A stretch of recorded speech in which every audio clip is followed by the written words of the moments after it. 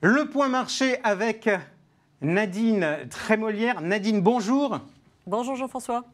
Vous êtes comme les marchés, resplendissante? Exactement, il a fait beau en Méditerranée. Ceci dit, non, c'est un peu ce qu'on avait anticipé. Hein. Rappelez-vous, en juin, quand on s'était vu la dernière fois, on avait dit dans l'ensemble, il ne devrait pas se passer grand-chose. On est toujours sur la continuité en fait, des mouvements que l'on voit depuis 6 mois, des liquidités abondantes, des marchés relativement optimistes. Et puis, il ne s'est pas passé grand-chose. Alors, il s'est passé quelque chose en Chine. Hein. Je veux dire, on l'a vu, effectivement, la Chine a été peut-être le point noir. Mais la nouveauté de cet été par rapport aux autres années, c'est que la Chine n'a pas entraîné les autres marchés. Alors, on va regarder justement, les chiffres. On voit que les performances sont très clairement positives sur le mois de juillet et sur le mois d'août, à l'exception de la Chine. C'est quoi la raison? C'est une raison économique. On sait que la Chine a commencé à ralentir. Avant, elle avait commencé plus tôt. On se rappelle que l'an dernier, dans la crise, la Chine se comportait bien alors que les marchés occidentaux étaient plus en difficulté. C'est un phénomène économique ou il y a d'autres choses? Il y a le phénomène économique qui, globalement, a commencé à fin février. Hein, fin février, on voit que les indicateurs chinois sont en train un petit peu de ralentir. On a eu même des indicateurs relativement mauvais qui passent presque en récession sur les derniers mois. Mais avant tout, c'est le resserrement réglementaire. Hein. Vous l'avez vu au cours de l'été, ils ont fait des annonces relativement fortes autour de certains secteurs qui ne veulent plus voir, entre guillemets, sous un modèle capitaliste. On l'a vu, c'est ce qu'on appelle le tutorat, donc en fait tout ce qui est éducation après l'école.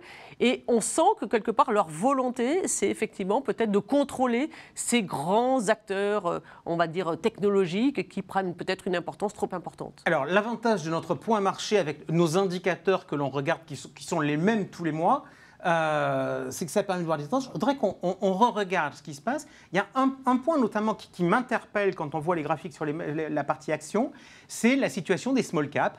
Les small caps qui étaient négatives au mois de juin, alors que les grands indices internationaux étaient en hausse. Et puis 3,7 de hausse au mois de juillet, 3,5% de hausse au mois d'août pour le MSCI Europe Small Cap. Est-ce que c'est un phénomène purement européen ou est-ce que c'est un phénomène mondial et comment l'expliquer? Déjà, c'est un phénomène plus européen parce que quand on regarde le Russell 2000 pendant la même période, le Russell 2000 a été plus faible. Donc on a vraiment un phénomène très européen. Je pense qu'il y a aussi cette reprise européenne qui a entraîné un certain nombre d'acteurs. Vous savez, les small caps, c'est beaucoup d'acteurs domestiques, c'est beaucoup de petites niches, peut-être des sociétés qui sont moins suivies par les gros investisseurs. Et effectivement, il y a eu un peu d'emballement, de flux qui sont revenus sur ce secteur-là, parce que c'est un secteur qui n'est peut-être pas complètement cyclique, qui n'est pas complètement en croissance, et qui donc a montré malgré tout sa résilience lorsqu'il y a des hausses de marché. Ok. La tendance sur les taux cet été? Très étonnante, hein, puisqu'on a eu aux États-Unis, on a eu une forte baisse des taux d'intérêt. Hein, rappelez-vous, fin de l'été, début de l'été, pardon, on était sur des niveaux d'1,40 sur le 10 ans américain. On a baissé jusqu'à 1,12 très ponctuellement. Donc ça, c'est très étonnant parce qu'on est dans un cycle toujours avec une croissance relativement forte. Mais quelque part, le marché des taux commence à anticiper peut-être un ralentissement macroéconomique. Et donc, on a vu les taux baisser. On a vu la même chose en Europe pour des raisons un petit peu différentes. Mais effectivement, ça a été un petit peu la surprise, même si on a l'impression que sur du moyen terme, on devrait avoir une direction plutôt à la hausse. Un point sur les perfs de notre allocation d'actifs qui comporte du fonds en euros, de l'immobilier et également des marchés financiers.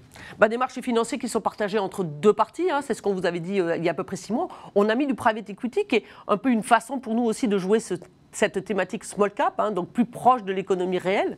Ensuite, dans notre allocation, on a relativement une peut-être surpondération actuellement sur l'Europe, parce que l'Europe, on l'a vu en termes de cycle économique, est un petit peu plus en retard par rapport aux États-Unis et par rapport à la Chine.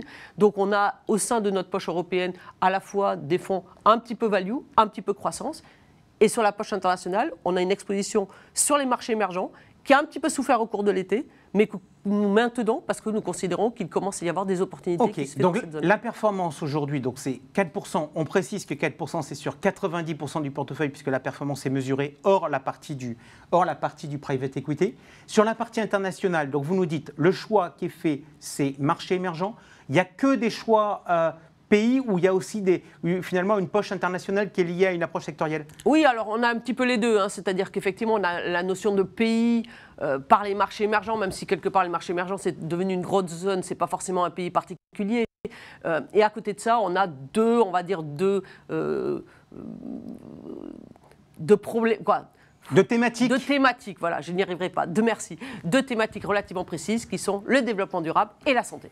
On fait des arbitrages ce mois-ci ou pas? Non, on reste comme ça. Ok, merci beaucoup Nadine. On se retrouve donc le mois